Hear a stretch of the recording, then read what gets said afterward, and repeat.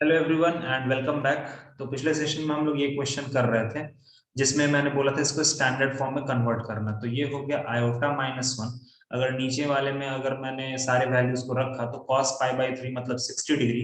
Cos 60 degree कितना होता है 1/2 प्लस आयोटा साइन 60 डिग्री कितना होता है √3/2।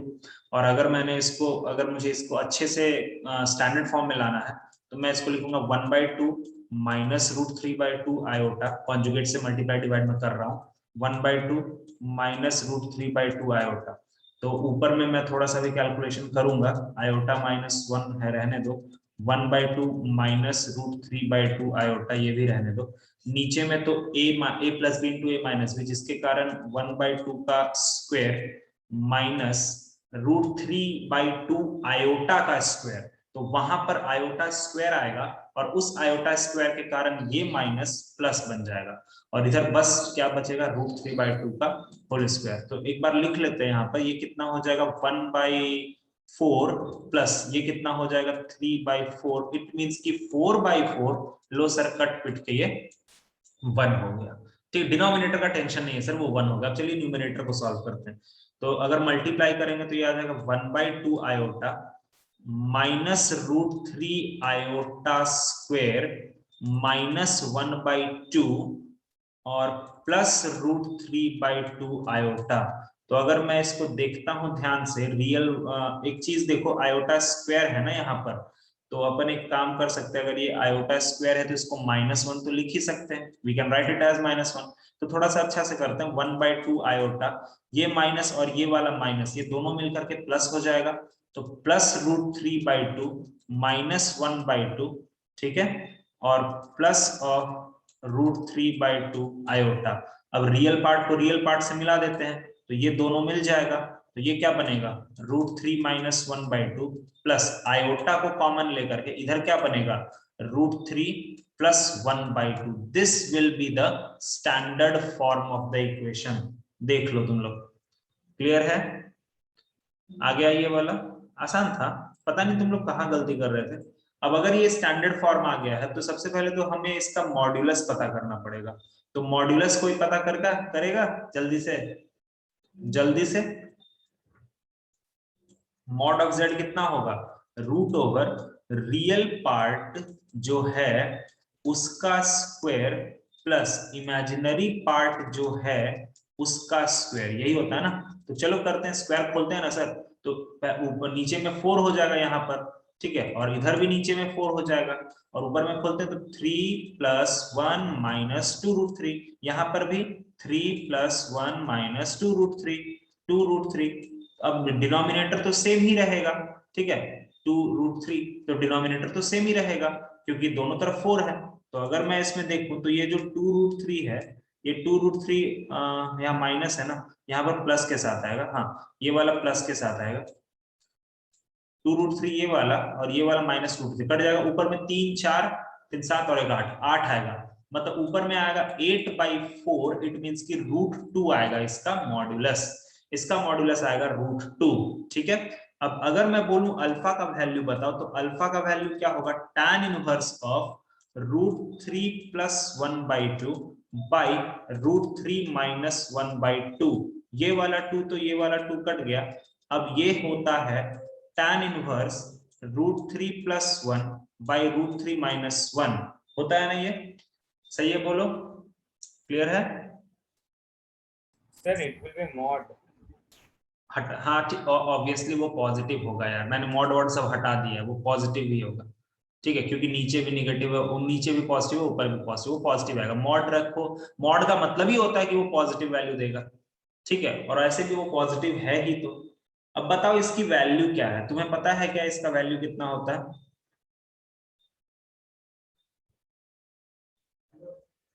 इसका वैल्यू कितना होता है, किसी को पता है?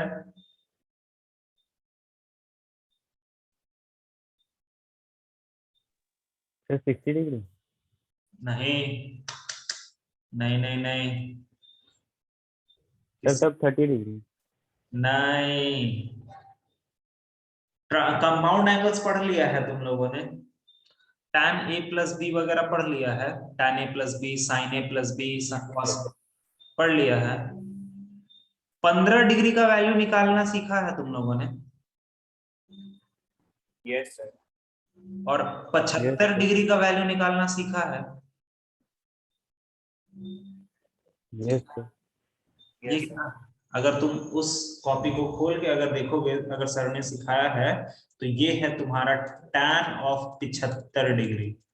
ठीक है, याद रखना हर बार ये चीज तुम्हें ध्यान से निकल जाएगा, निकले ही जाएगा, बट ये याद रखना √3 + 1 / √3 - 1 ये 75 डिग्री होता है। और जस्ट इसका उल्टा हो जाएगा ना तो वो 15 डिग्री होता है, tan का 15 डिग्री। ये जरूर याद, तुम साइन कॉस का भूल जाओ, मुझे कोई फर्क नहीं पड़ता, लेकिन tan का ये दोनों जरूर याद रहना चाहिए, क्योंकि तुम्हें बहुत काम अचानक से तुम्हारे सामने आ जाएगा और तुम फिर परेशान होते रहोगे।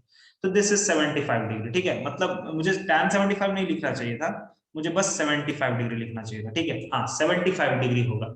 75 डिग्री मतलब कितना? वो होता है 5 π/12। ठीक है, दैट विल बी 5 π/12। करके देख लेना, वो 5 π/12 ही आएगा। आया सबको कुछ समझ में? बोलो। Yes sir. अब इसके बाद कुछ बचा ही नहीं। अब अगर मैं बोलूं कि बताओ यार ये कॉम्प्लेक्स नंबर किस क्वाड्रेंट में है, तो बता सकते हो ये कॉम्प्लेक्स नंबर किस क्वाड्रेंट में होगा? सर दोनों पॉजिटिव है, चाहे आप इसको भी, इसका अगर लगभग वैल्यू निकालोगे तो ये भी पॉजिटिव ही आएगा, ये भी पॉजिटिव ही आएगा। तो ये कॉम्प्लेक्स नंबर तुम्हारा फर्स्ट क्वाड्रेंट में है सर, और आराम से जो अल्फा होगा वही सब कुछ होगा, कोई टेंशन की बात नहीं है। तो सारी इंफॉर्मेशन तुमने निकाल लिया, तुम आराम से काम कर सकते हो। Got it? समझ में आया? Yes sir. Yes sir. चलो ठीक है। अब तुमने यहाँ पर इतने सारे जो क्वेश्चंस करे हैं, कुछ और मैं तुम्हें प्रॉपर्टीज बताता हूँ। तुमने ऑयलर फॉर्म पढ़ लिया है, पहले कुछ प्रॉपर्टीज देख लेते हैं, फिर और आगे के क्वेश्चंस करेंगे। यहाँ तक तो तुमने सीख लिया कि किस तरह से ट्रांसफॉर्मेशन करते हैं। अगर तुम्हें ऑयलर फॉर्म भी दिया हुआ है ना, जैसे मान लो अगर मैं एक और एग्जांपल ले ही लेता हूँ, चलो अगर मैंने बोला कि लेट सपोज मैंने दिया है कि z is equal to e का पावर आयोटा, लेट सपोज मैंने कुछ भारी नंबर दे देता हूं मैं तुम्हें, लेट सपोज मैंने दे दिया है 23 π/4। ठीक है, e का पावर आयोटा 23 π/4। इजी तो तुम लोग निकाल ही लोगे। अगर मैंने वहां पर पहले एक इजी कर लो, फिर 23 π/4 पे करना। जैसे लेट सपोज अगर मैंने दिया कि z is equals to e का पावर आयोटा -π/3, अगर मैंने ये दिया है, तो तुम सबसे पहले हमसे पूछोगे ये कि सर यहाँ पर मॉड्यूलस आपने लिखा नहीं, जबकि ऑयलर फॉर्म में हमेशा बगल में मॉड्यूलस होता है, आपने तो लिखा ही नहीं है। तो अगर मैंने नहीं लिखा तो बता सकते हो उसका मॉड्यूलस कितना है? अगर वहां पर कुछ भी नहीं है तो क्या है? 1 है। 1। अगर ये तुम्हें बहुत देखने को मिलेगा, तुम्हें बहुत सारे कॉम्प्लेक्स नंबर ऐसे ही देखने को मिलते हैं जिसका मॉड्यूलस 1 होता है। ठीक है, तो यहाँ पर तुमको क्या इंफॉर्मेशन मिल रहा है कि इसकी मॉड्यूलस जो है वो है 1, मतलब r का वैल्यू 1 है। अच्छा, प्रिंसिपल आर्ग्यूमेंट क्या है? प्रिंसिपल आर्ग्यूमेंट क्या है? -π/3 है ना, -π/3 सही है क्या? बोलो। Yes sir. अच्छा, कोई बच्चा मुझे ये बता सकता है, प्रिंसिपल आर्गुमेंट देख करके ही बता सकता है कि ये कॉम्प्लेक्स नंबर किस क्वाड्रेंट में होगा? -π/3 जो होता है वो किस क्वाड्रेंट में आता है? अगर तुम ये क्वाड्रेंट सिस्टम है, तो तुम्हारा 0 है, तो -π/3 मतलब उल्टा घूमना। तो उल्टा घूमेंगे तो यार -π/3 तो यही होगा ना यार, देखो तो उल्टे डायरेक्शन में। बोलो बोलो, तो ये कॉम्प्लेक्स नंबर फोर्थ क्वाड्रेंट में होगा। ठीक है, तो प्रिंसिपल आर्गुमेंट दे रखा है -π/3, तो अब हमको इसका ट्रिग्नोमेट्रिकल फॉर्म लिखना है, तो चलो आओ ट्रिग्नोमेट्रिकल फॉर्म लिखते हैं। तो ट्रिग्नोमेट्रिकल फॉर्म क्या हो जाएगा? z is equals to, modulus तो 1 है, ये हो जाएगा cos of -π/3, cos of -π/3 plus iota sine of -π/3 होगा ना। अब तुम्हें भी पता है कि cos के ऊपर तो पाई का माइनस का कोई इफेक्ट नहीं होता है, तो ये सिंपली हो जाएगा cos π/3, लेकिन साइन के ऊपर माइनस का इफेक्ट होता है, तो वो आ जाएगा माइनस आयोटा साइन π/3। आ गया क्या? ट्रिग्नोमेट्रिकल सबको आ गया? ट्रिग्नोमेट्रिकल बोलो। ठीक है। अच्छा, अब हमें अगर ज्योमेट्रिकल वाला पार्ट लिखना है तो कैसे लिखेंगे? कुछ भी नहीं सर, ट्रिग्नोमेट्रिकल लिख लिया ना आपने, ट्रिग्नोमेट्रिकल में सारे वैल्यूज को पुट कर दीजिए, आपका ज्योमेट्रिकल आ जाएगा, सीधा बात। तो वैल्यूज पुट कर दो, मतलब cos π/3 कितना होता है? 60 डिग्री, मतलब 60 डिग्री, इट मींस की 1/2, ठीक है, माइनस ये कितना होता है? √3 i/2। बन गया तुम्हारा ज्योमेट्रिकल फॉर्म, बन गया तुम्हारा ट्रिग्नोमेट्रिकल फॉर्म, और रह गया तुम्हारा ऑयलर फॉर्म। समझ में आया? आया सबको समझ में? Yes sir. सर जियोमेट्रिकल वाला नहीं है। हाँ बोलो बोलो बोलो। सर जियोमेट्रिकल पार्ट सर कैसे होगा? अरे बाबा, cos π/3 का वैल्यू पुट कर दिया, sin π/3 का वैल्यू पुट कर दिया, बस हो गया। cos π/3 होता है 60 डिग्री, तो cos 60 डिग्री का वैल्यू होता है 1/2, हो गया। sin π/3 मतलब sin 60 डिग्री, sin 60 डिग्री का वैल्यू होता है √3/2, हो गया। वैल्यूज पुट कर दो, आसानी से काम हो गया तुम्हारा। बगल वाला करके दिखाओ तो। Yes. अब तुम्हें उतना बड़ा एंगल्स निकालना पता है, ये सारी चीजें। जैसे देखो, अगर ये z है तो इसको पहले तो मुझे ये बताओ कि यहाँ पर मॉड ऑफ z या फिर r की वैल्यू तो 1 है, और इस क्वेश्चन में प्रिंसिपल आर्ग्यूमेंट है 23 π/4। अब तुम बोलोगे सर यहाँ पर तो 23 π/4 तो कभी भी प्रिंसिपल आर्ग्यूमेंट नहीं हो सकता, ठीक है। मैं जानता हूं मैंने वो चीज गलत लिखा है, वो एकदम गलत लिखा, वो ऑयलर फॉर्म ही गलत लिखा हुआ, ये एकदम पक्की बात है। बट स्टिल मैं चाहता हूं कि तुम उसको सॉल्व करो, क्योंकि वहां पर हमेशा मैक्सिमम टाइम ना प्रिंसिपल आर्ग्यूमेंट ही होता है। बट 23 π/4 जो है, खुद भी सोचो कि वो कभी भी प्रिंसिपल आर्ग्यूमेंट नहीं बन सकता, क्योंकि 180 डिग्री के बहुत बाहर है, वो बहुत बाहर है। बट फिर भी मैं चाहता हूं कि तुम थोड़ा सा यहाँ पर एक चीज दिमाग लगाओ। देखो, जैसे अगर मैं बोलता हूँ इसको तुम कन्वर्ट करो ही करो, जिसमें तुम्हारा प्रिंसिपल आर्ग्यूमेंट अच्छा खासा निकले, तो कैसे करोगे? तो देखो, इसको तुम ऐसे लिखोगे, z is equal to, modulus तो 1 है, ये हो जाएगा cos of 23 π/4 plus iota sine of 23 π/4। अब ये चीजें तुमने ट्रिग्नोमेट्री में पढ़ी है कि 23 π/4 वगैरह पर काम कैसे करते हैं, पढ़ा है ये चीज? Yes sir. Yes, कैसे sir. लिखेंगे 23 π/4? या तुम मुझे cos 23 π/4 का वैल्यू कैसे बताओगे, बताओ तो, जैसे एक्सप्लेन कर सकते हो। तो पहले 23 को 4 के पावर में ब्रेक करेंगे, +3 कर देंगे, और फिर उसके बाद को सॉल्व करने के बाद 4 के पावर में, सर 12 को डिवाइड बाय 4। अच्छा हाँ हाँ, ठीक है ठीक है, फिर आगे आगे आगे डिवाइड करेंगे, फिर आगे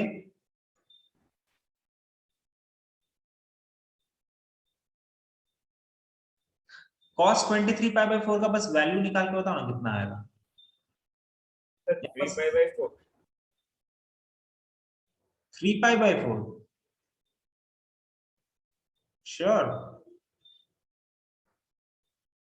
इसकी वैल्यू ऐसे निकलती है, cos ऑफ 23 को 4 से डिवाइड करेंगे, ठीक है, तो इसको लिखेंगे इसको हम लिखेंगे 6 π - π/4, ऐसे cos को लिखेंगे 6 π - π/4, और सेम यही चीज यहां पर भी होगा, साइन ऑफ 6 π - π/4, ठीक है।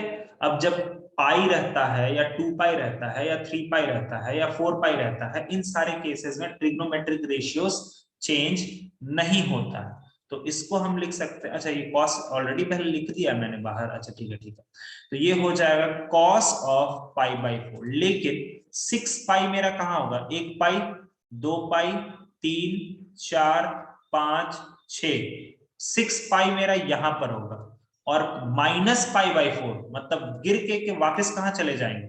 4th क्वाड्रेंट, तो ये cos π/4 हो गया, और प्लस आयोटा ये भी sin π/4 होगा, लेकिन 4th क्वाड्रेंट में साइन जो होता है वो निगेटिव के साथ खुलता है, तो बस यहां से हमारा बन गया cos π/4 माइनस आयोटा sin π/4, ठीक है, तो यहां पर तुमसे ये क्वेश्चन देकर के पूछ सकता है कि बताओ तो हमारा इस पर्टिकुलर कॉम्प्लेक्स नंबर का प्रिंसिपल आर्ग्यूमेंट एक्चुअल में कितना हो।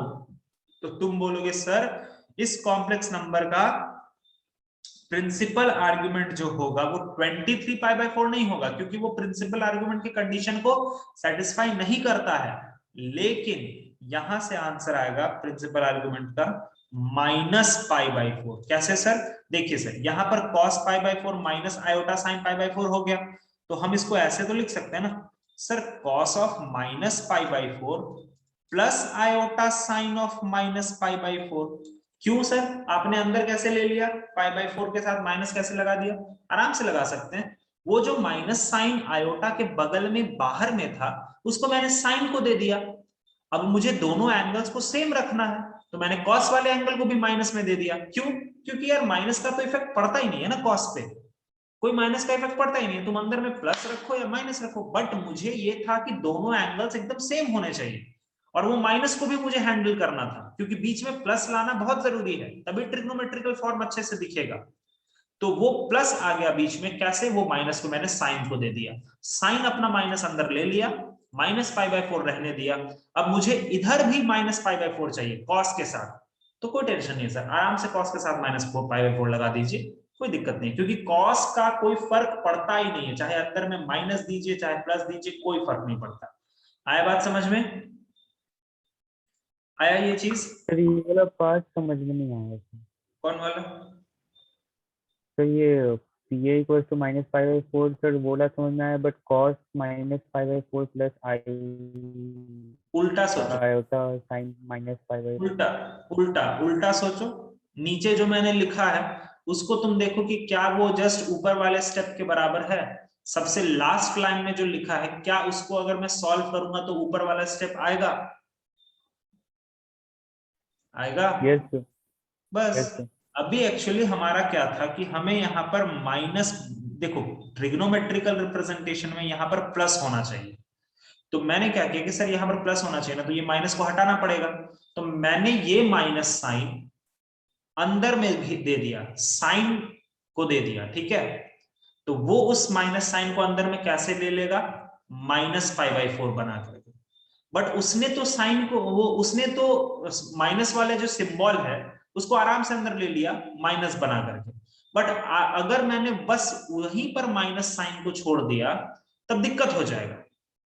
क्यों? क्योंकि मेरा दोनों एंगल सेम नहीं है, हमें दोनों एंगल सेम बनाने का जरूरत है, तो मैंने इधर भी माइनस अपने मन से लगा दिया, कोई दिक्कत नहीं है।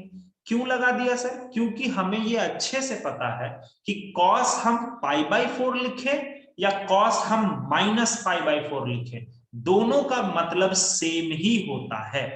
आया बात समझ में? Yes sir. ठीक है, तो बस Yes, उसको sir. मैंने वैसे yes sir.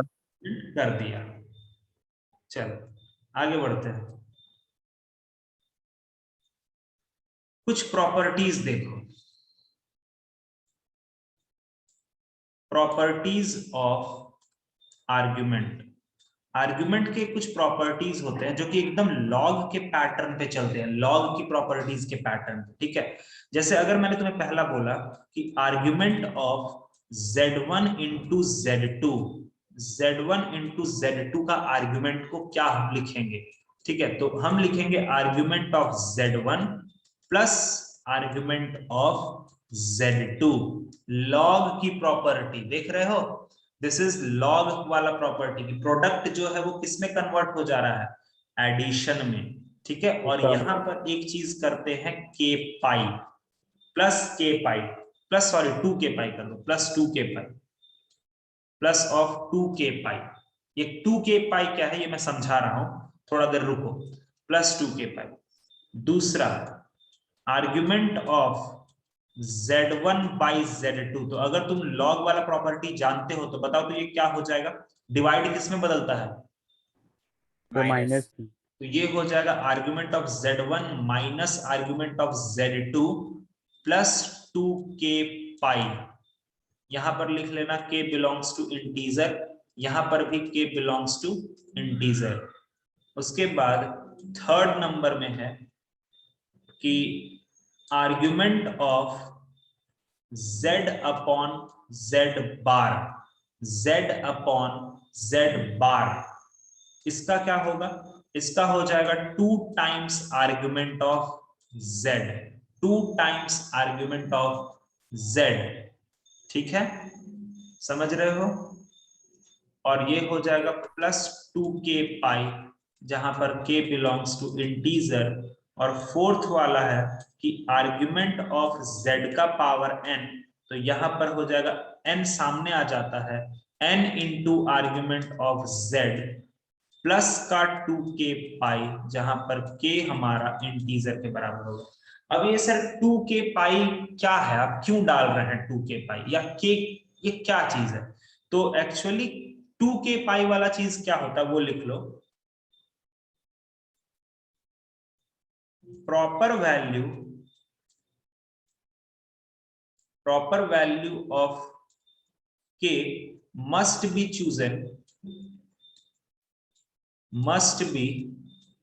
chosen so that RHS lies in interval minus pi से पाई, ठीक है, माइनस पाई से पाई, माइनस पाई पर छोटा ब्रैकेट, पाई पर बिग ब्रैकेट। तुम्हें अब समझ में आया मैंने 2k पाई क्यों ऐड करा है सभी जगह पर, देखो क्यों ऐड किया है। मान लो तुमने सॉल्व किया इसको, और सॉल्व करते करते तुम्हारा argument of z1 plus argument of z2 पाई को पार कर गया, पाई को पार कर गया, तो उसको थोड़ा सा सेट करने के लिए, उसको थोड़ा सा एडजस्ट करने के लिए कि हाँ वो वाला जो है, वो जो हमारा आंसर आया है वो माइनस पाई से पाई के बीच में आ जाना चाहिए, मतलब प्रिंसिपल आर्गुमेंट के बीच में आ जाना चाहिए, इसीलिए हम एक टर्म को एक्स्ट्रा लगाते हैं, दैट इज 2k पाई।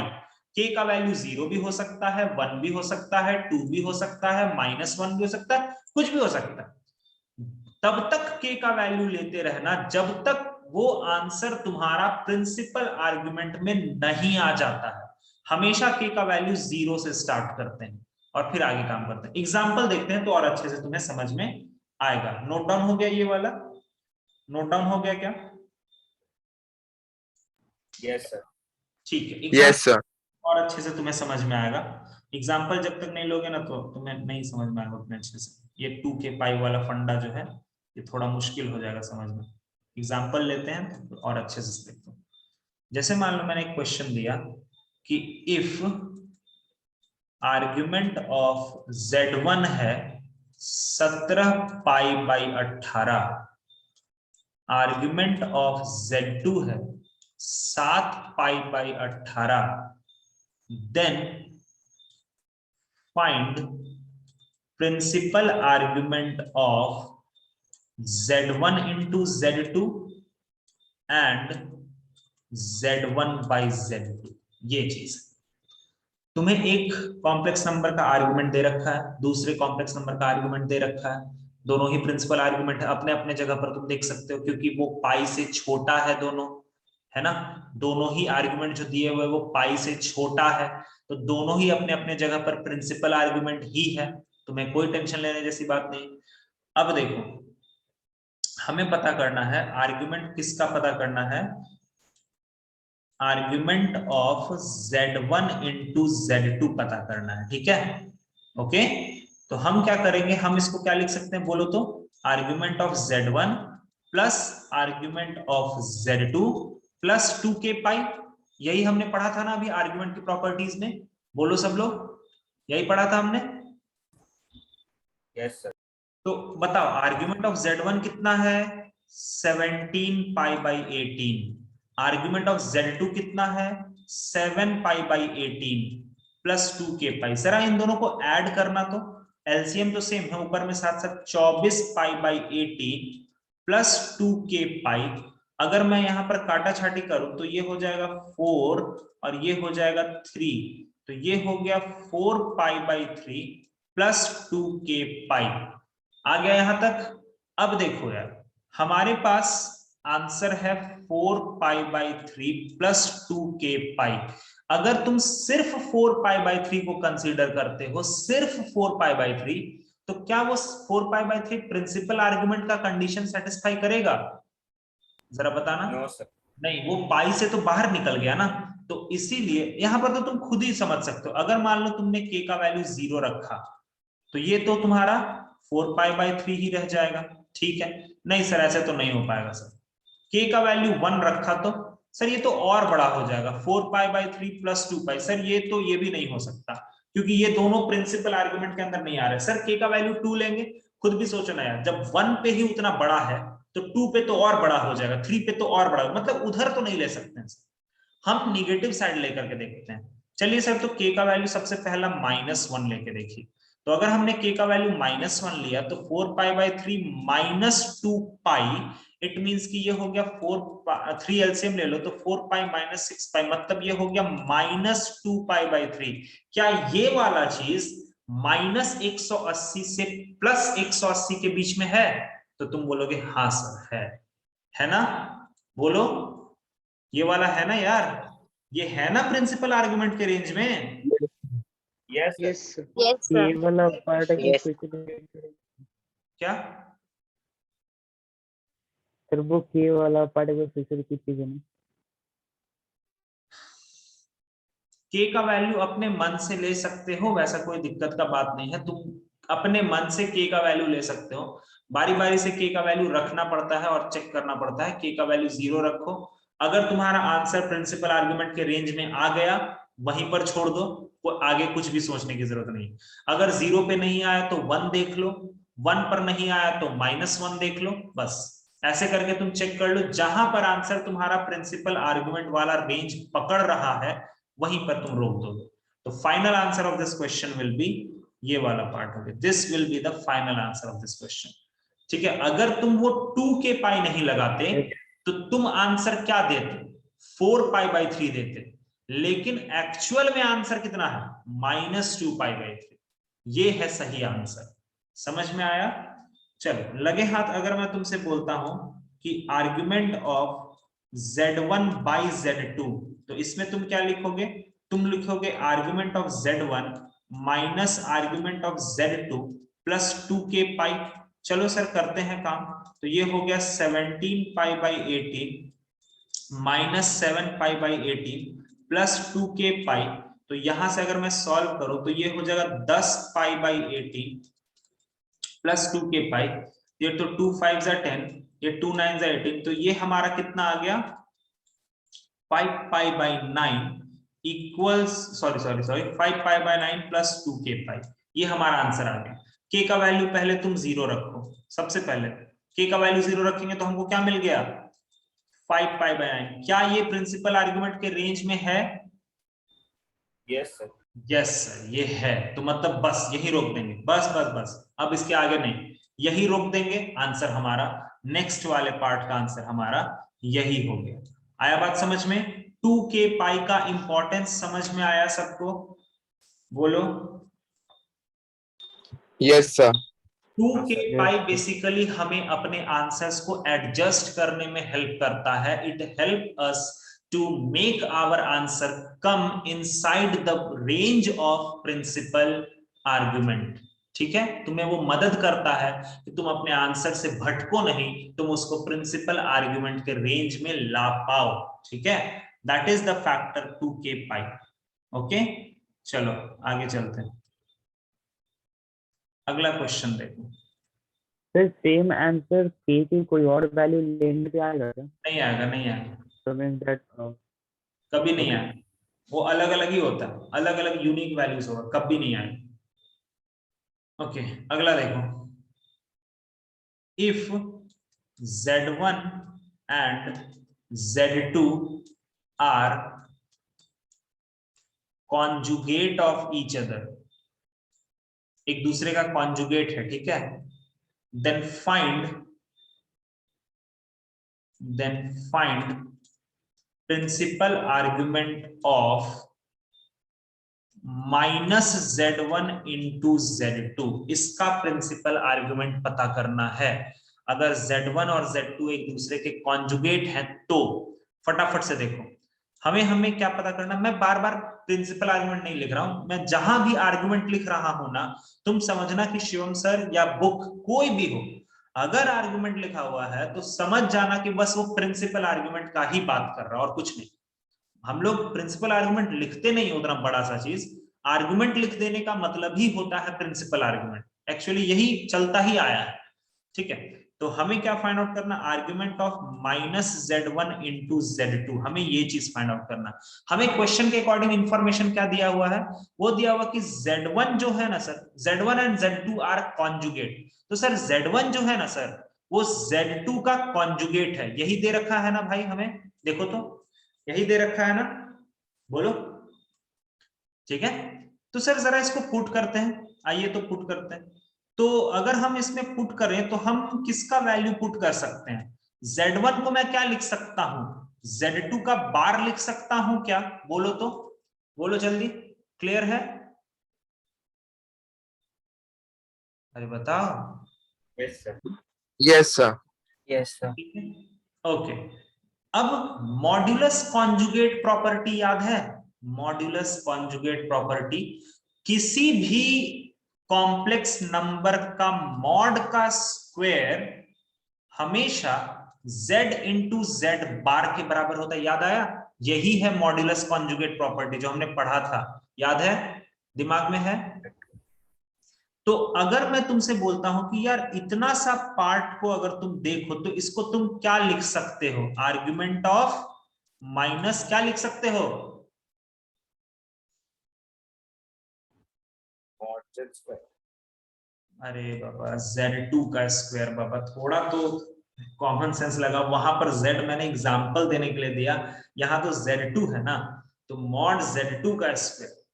अब फिर से एक चीज सुनो, मॉड जो होता है वो एक पॉजिटिव क्वांटिटी होता है, तो ये वाला पार्ट पूरा ही पॉजिटिव हो गया, और वो पॉजिटिव वाले पार्ट से ये माइनस का मल्टीप्लीकेशन अगर हम कर देंगे, अगर हम ये माइनस का मल्टीप्लीकेशन कर देंगे तो तुम्हें ये समझ आ रहा है कि हमारा ये क्वेश्चन किसमें तब्दील हो गया, argument of negative real number, सही है क्या, इसको ऐसा अगर मैं लिखता हूं तो सही है क्या, देखो तो जल्दी बोलो, यस सर। नहीं चमका ये, Yes. अरे भाई मॉड्यूलस जो होता है वो पॉजिटिव होता है, उसके बगल में माइनस लगा हुआ है, तो पॉजिटिव इंटू निगेटिव पूरा का पूरा निगेटिव हो जाएगा ना, और इसका मतलब क्या हुआ कि अंदर में कोई निगेटिव रियल नंबर होगा, कोई कॉम्प्लेक्स नंबर नहीं होगा, क्यों, क्योंकि अंदर में मॉड है, और मॉड हमेशा एक रियल नंबर देता है, कॉम्प्लेक्स नंबर नहीं देता है, ठीक है। तो इसका मतलब है कि माइनस निगेटिव रियल नंबर, क्योंकि माइनस बगल में है, निगेटिव रियल नंबर, तो एक बात बताओ कि निगेटिव रियल नंबर कहां पर प्लॉट हो सकता है, अगर मैं आर्गंड प्लेन का बात करूं तो निगेटिव रियल नंबर कहां प्लॉट होगा, इस तरफ होगा, इस तरफ, सर सेकंड क्वाड्रेंट। क्वाड्रेंट में कैसे होगा मेरे भाई, निगेटिव, An axiom. मैंने, तुम लोग ये क्यों नहीं समझ रहे हो कि अंदर में कोई भी कॉम्प्लेक्स नंबर नहीं है, वो एक मॉड्यूलस है, मॉड्यूलस का मतलब होता है नंबर, नंबर जिसमें आयोटा नहीं है, तो अगर आयोटा नहीं है और मैंने बोला कि निगेटिव रियल नंबर, तो सारे निगेटिव रियल नंबर इस तरफ मौजूद होते हैं ना, बताओ, Yes, sir. Yes sir. और इस तरफ कोई भी कॉम्प्लेक्स नंबर तुम ले लो, उसका प्रिंसिपल आर्गुमेंट क्या होता है, पाई, Pi. तो इसका आंसर क्या हो जाएगा, पाई हो जाएगा। आया बात समझ में, बोलो आया समझ में, Yes, sir. Yes Yes. ठीक है, ओके, वेरी गुड। अगर ये चीज समझ आ गया है तो लगे हाथ थोड़ा सा और एक चीज बताओ, argument of z plus argument of z बार, इसकी वैल्यू क्या होगी, जल्दी से, सबसे पहले तुरंत प्रॉपर्टी लगाओ, प्लस वाला चीज किस में बदलेगा, बताओ जल्दी, Multiplication. तो हम इसको क्या लिख देंगे, argument of z into z bar. अब फिर से मॉड्यूलस कॉन्जुगेट प्रॉपर्टी लगाओ, तो ये क्या लिखा जाएगा, आर्ग्यूमेंट ऑफ मॉड z का स्क्वायर। अच्छा, मॉड z ऑलरेडी एक पॉजिटिव क्वांटिटी है प्लस उसका स्क्वायर, तो वो भी क्या होगा, आर्ग्यूमेंट ऑफ, ये क्या बन गया, पॉजिटिव रियल नंबर। बना कि नहीं बना, बोलो तो, बना। ये Yes, समझ में sir. आ रहा है ना कि ये एक रियल नंबर देगा भाई लोग, ये रियल नंबर देगा। क्यों, क्योंकि वो मॉड्यूलस है, मॉड्यूलस हमेशा एक रियल नंबर देता है, आयोटा वगैरह नहीं लगा रहता है उसमें। तो argument of positive real number, positive real number किधर प्लॉट करते हो, इस तरफ प्लॉट करते हो, और इस तरफ कोई भी नंबर प्लॉट करोगे तो उसका आर्ग्यूमेंट कितना होगा, 0। ठीक है, आया समझ में, आया बात समझ में, बोलो। Yes, sir. So, Yes, sir. अगले क्लास में हम लोग डी मॉइवर्स थ्योरम को स्टार्ट करेंगे।